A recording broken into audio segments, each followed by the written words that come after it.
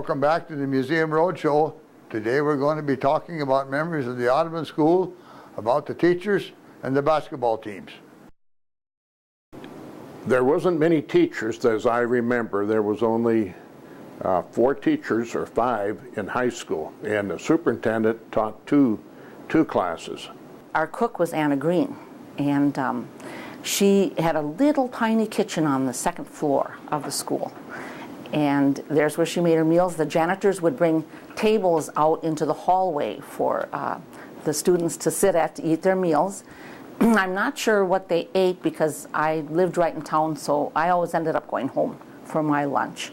Well, a lot of the meals were homemade. I guess one of my favorite was she always made turkey on holidays. She'd make a turkey and you'd have the potatoes, and because there weren't that many kids, she could probably make 3-4 turkeys and serve everyone. And she made a lot of hot dishes, and of course we had hamburgers and hot dogs. How about the baked beans? Yeah, Bob said the baked beans were great too. And then back in the olden days, a lot of times, a lot of the kids would work in the kitchen. If they weren't able, some families weren't. If you weren't able to pay for a meal or didn't have money for the meals, you could work at noon hour, and then you receive a free meal, and that was in the way back. I remember that I believe our first elementary principal was Judith Peterson, and I also had her as a teacher in 6th grade. She was a very, very good teacher. My mother taught also at Audubon, but she didn't teach while I was a student there. She started teaching there in 1937 and then took a hiatus after she was married, and she went back to teaching part-time there in, I believe, 1967.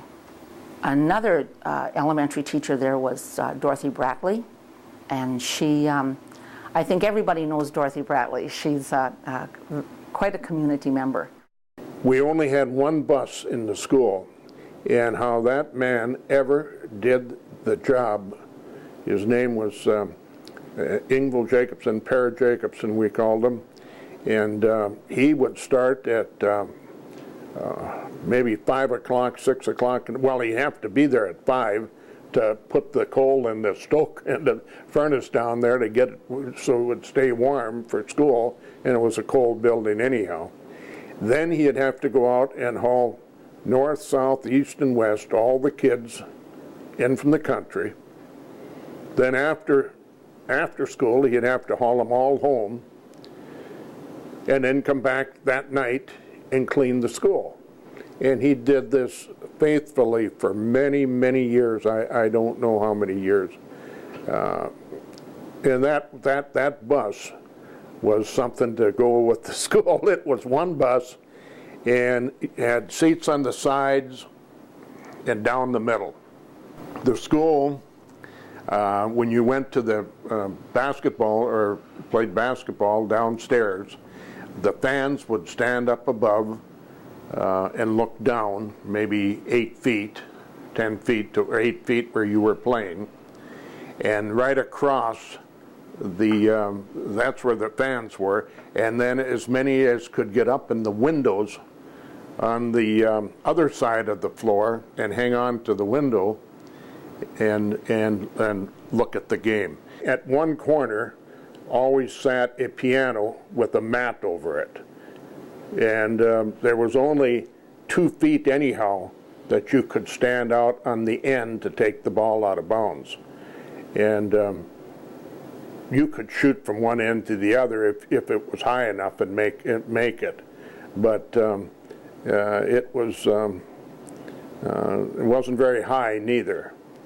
But that's where we had some very, very good basketball teams that come out of there. 48, we had a great team, and 50 and 52. Very tall boys. So what we would do in basketball is we would play a zone defense, 2-on-2. Nobody could get near the basket because the floor was only about 20 feet wide, maybe 22 feet wide, if that, and it wasn't very long.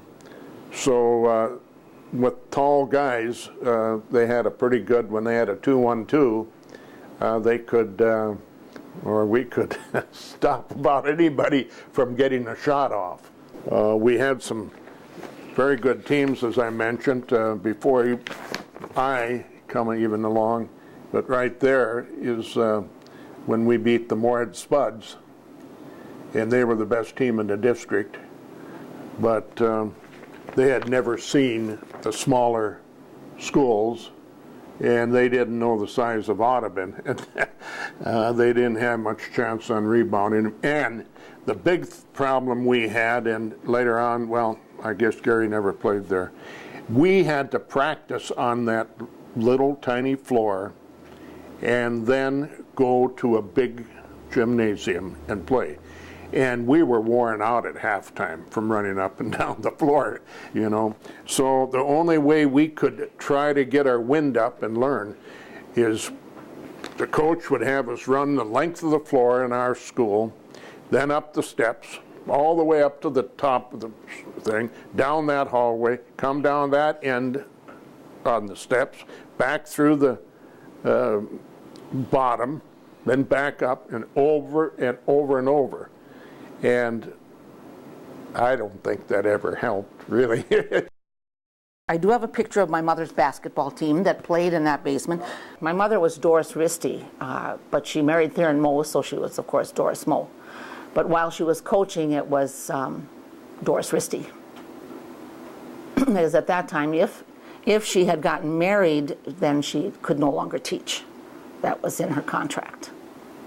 And I believe it was in all the female contracts. At that time, they couldn't marry and teach. So when she got married in 1944, that ended her teaching career in Audubon, but they remained in Audubon. I think she only coached that 1 year, but I'm not sure. I think it was just the year. And the year that she coached, they won every game. And the year that she coached and they won every game, the boys' team unfortunately lost every game. But that Robert Gottenberg was not playing on that team. The year would have been 1937 to 1938. It was the first year she got a job in Audubon. She came there from Hendrum. And she had to coach basketball. That was part of her contract, but she had never done that before.